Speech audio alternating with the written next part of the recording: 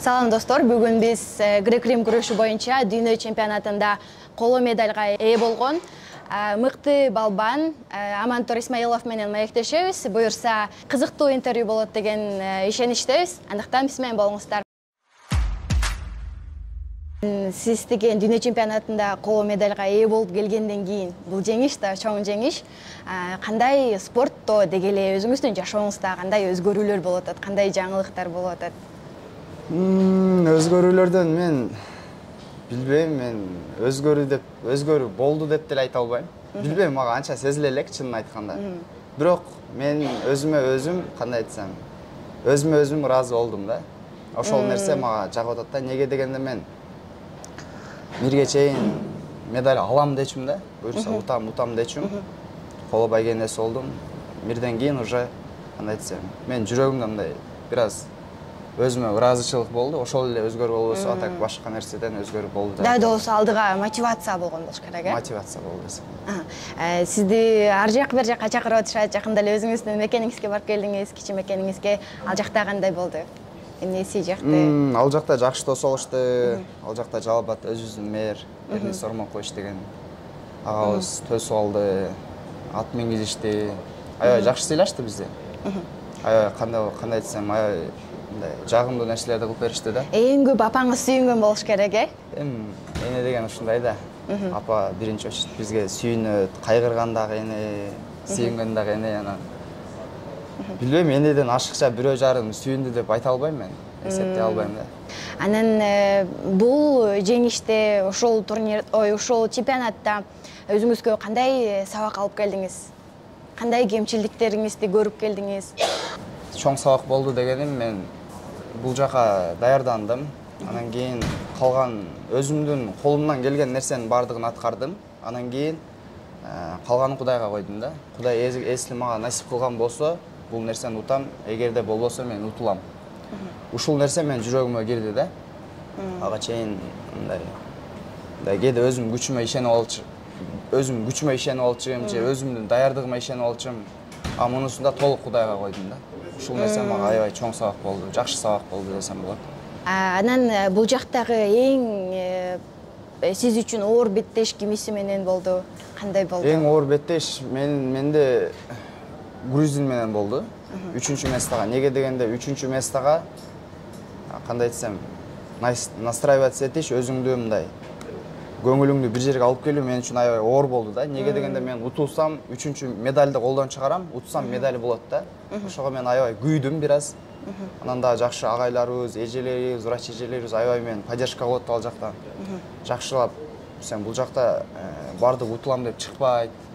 Давай сен өзүң чыгып күрөшүңдү көрсөт, калганын Кудай буйрса, сага буйруган болсо утасың деп. Ушундай дем күч берип атып мен уттум да. Атак мен негизи аябай күйүп кеттим, бир туруп күйүп, кайра ушундай болуп калды да сезимдерчи. 3-чү местага ушундай оор болуп калды, настрой коюш. Ошол беттеш оор болду. Анан сизди негизи эле жеңишке жетелеген эң башкы мотивацияңыз эмне? Эң башкы мотивациям үйдөгү бир туугандарымдын, мага болгон жакындарымдын, ошол эле үйдөгү бир тууган агам Артур да. Ошол мени ушунча күнгө чейин дагы эле ишенип келет. Ошолордун, апамдын, жана бул жакта мен агайымдын Дастан Муктаров. Кимге биринчи сүйүнчүлөп чалдыңыз ошол учурда? Мен негизи сүйүнчүлөп биринчи чалганым, биринчи негизи телефонду алып туссам эле уже СМСтер толуп калыптыр. Анан кийин мен менен чогуу жашаган Рома деген бала бар. Биринчи СМСти ачсам эле ошолдон видео звонок келип атат. Анан неге дегенде ал менен аябай жагып даярданып жүргөнгө мен ошондукун сразу алдым. Бир 30 секунддай сүйлөшүп турган, анан сразу апама чалдым да. Апаңыз эмне деди? Апам көрүп отуруштур. Ыйлап салган жокпу? Билдирбеди окшойт мага. Негизи ыйлаптыр. Жанымда күрөшүм көрө албаптыр. Ага деле мен өзүм иним Эрлан сүйүнчүлөп келиптир. Андан кийин кошуналарым болуп сүйлөшүп отуруштур. Көрүп отуруштур да. Эгер сыр болбосо, ал жакка бардыңыз, бул жактан сизге ар кандай белектер берилип атат. Анан эң чоң белек, анан эң өзгөчө белегиңиз кайсы болду? Азыр негизи азырынча эң чоң белек бул ат болду. бир чоң ат болду. Өзүбүздүн Жалал Абадтын шаарынын мэри. Анда 1-2 байкелер менен чогуу мага ат мингизишти. Азырынча ошол чоң белек. А негизи белектерди жылдын аягында тапшырабыз деп атышат. Өзгөчө белек дагы демек ат болгон турбайбы? Азырынча ат. Сизге бартер кылганы сунуштар түшүп атабы азыр? Негизи спортчуларга дароо эле бартер менен иштешиге сунуштар көп түшөт го. Андай нерселер пока боло элек. Бирок анча-мынча жазгандар болуп атат. Эми мен ал нерсеге азыр өтө деле көңүл бурбай элем. Анан сиздин моралдык жактан сизди ким көбүрөөк колдойт? Анан материалдык жактан ким колдойт? Кантип? Моралдык жактан мени өзүм колдойм. Мен Кудайга ишенген адаммын. Бирөөдөн моральный нерсе күтпөйм. Бирок негизи адамдардын жылуу сөзү албетте мага ишеним алып келет. Бирок негизги моральный нерсе мен өзүм Кудай болгонго ишеним болгонго мен Кудайдан гана күтөм. Сиздин спорттук карьераңыздын эң башына келбелиби? Кантип келип калдыңыз эле спортко негизи? Сизди ким алып келди эле? Спортко негизи мен 4-класс болчумун. 4-класс болчум. Мен өзүм бир тууган агам алып барган, Артур. Жүр залга барабыз. Анан кийин биринчи себеби ошол. Анан кийин мен атамдын дагы спортко болгон кызыгуусу мени ушундай нерсеге түрттү. Негизи атаңыз дагы күрөшөт. Атам негизи күрөшпөйт болчу, азыр каза болуп калган. Күрөшпөйт болчу, бирок спорттун аябай фанат болчу. Мени көп соревнованияларга чейин өзү жетелеп алып барчу. Кандай айтсам, өзүнүн колдон келген нерсесин мага бардыгын берген да, күрөшсүн, ушул бала чемпион болсун деп. Өзүңүз тууралуу айтып берсеңиз бераз, үй бүлөңүз тууралуу, бир туугандарыңыз, ата-энеңиз, өзүңүз тууралуу. Мен 4 бир тууганмын. Атам каза болуп калган. Апам Рыспаева Мержан. Аябай, кандай десем, сабырдуу, аябай Кудайга жакын адам. Кылган дуалар аябай кабыл болот. Ошол кылган дуалардын үстүндө дагы ушундай нерсеге келип атабыз.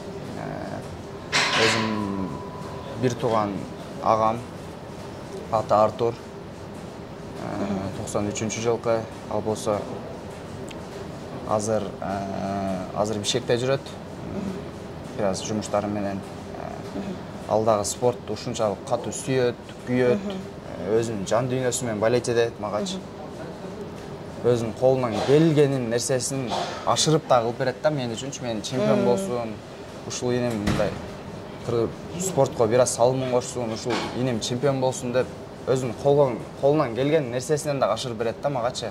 Ушул күнкүгө чейин кылып берет. Менден кийинки эки инем, бирөөсүнүн аты Марлен, бирөөсүнүн аты Эрлан. Негизи үй бүлөңүз кайсыл жакта турат? Өзүңүз кайсыл жактансыз? Кайсы жактын кулунусуз? Мен негизи Жалал Абадтан болом. Жалал Абад шаарынын өзүнөн. Тайгараев деген айылда, Кыргызстан деген көчө. Апам менен бир тууган эң кичүү инем азыр Жалал Абад шаарында. Менден кийинки инем Москва шаарында азыр жумуш кылат. Иштейт ошол жакта. Менден улуу байкем азыр шаарда жүрөт. Ал да 1-2 жумуштары менен кылып. Өзүм 7-чи классты бүткөндө эле бул спорт школага келгем. Бишкекке? Руор деп коет, азыр атын да өзгөртүп салды, РСК деп. Ошол спорт школага, окуу жайга келип,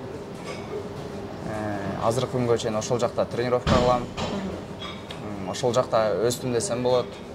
Спорт негизи эле сиз үчүн эмне? Мен үчүн спорт бул жашоо. Спорт бул бир гана результат көрсөтүп, же болбосо кандай айтсам, өзүңдү мындай спортсмен алып жүрүү эмес.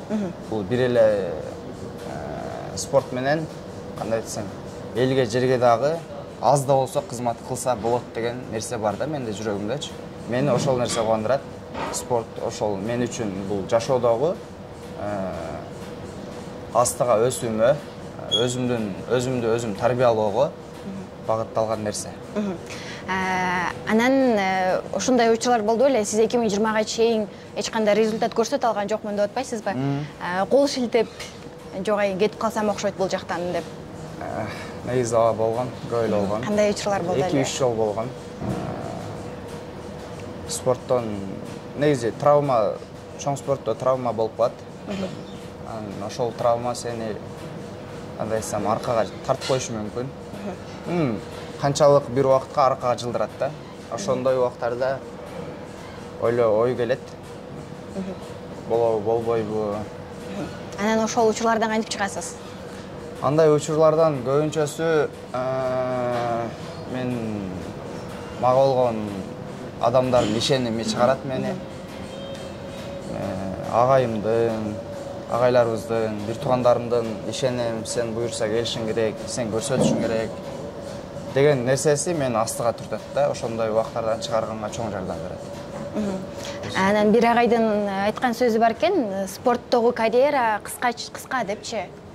Анан ошодон кийин спортсмендер калып калып атышат, жумушу жок, же болбосо спорттон жок калып калып атышат депчи, мамлекеттен дагы көңүл бурулбайт деп.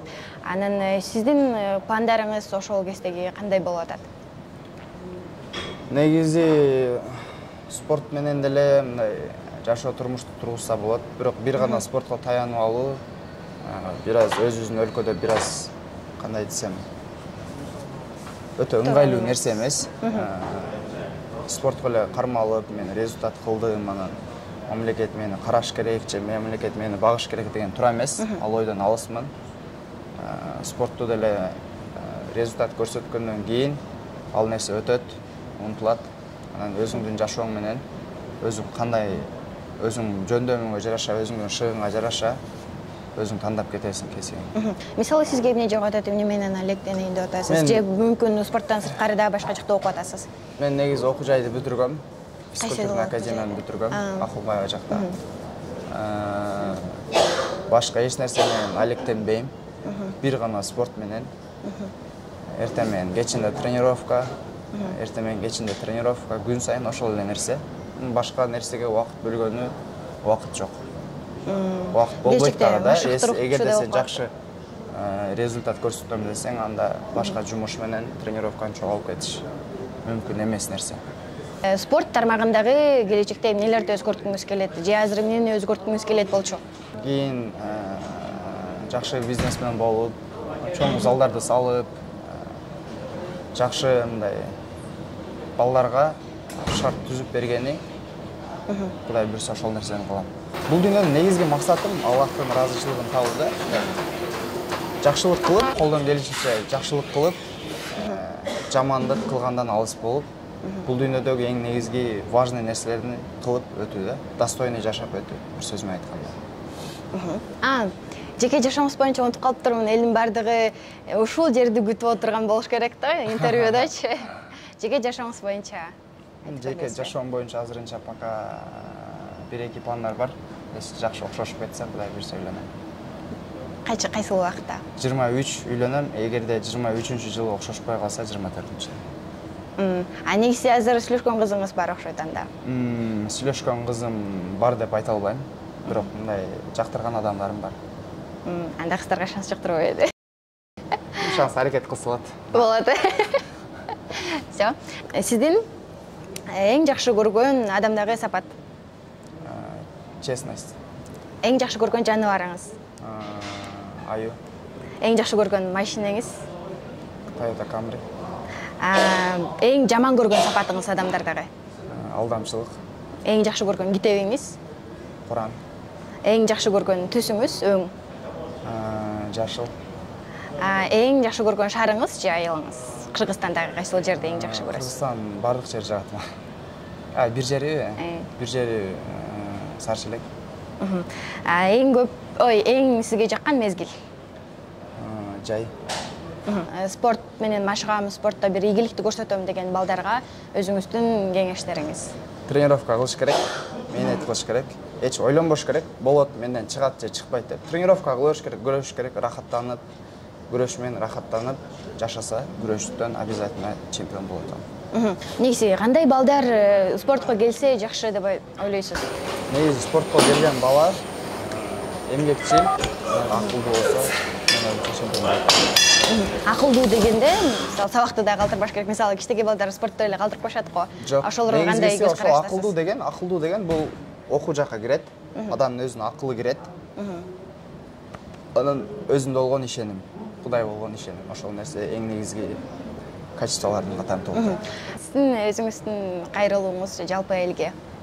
Ар бир кыргыз элинин жүрөгүндө мындай, кандай десем, Кыргызстанды бир жагынан болсо, бир жагынан өнүктүрүп өстүрөм деген максат болсун. Ар бир адамда, ар бир балада, ар бир кичинекей өспүрүмдө ошол нерсе болсо, жана ошондой эле ар бир адам өзүнүн жумушун мыкты аткарган болсо эле Кыргызстан аябай жакшы өнүгөт деген ойдомун.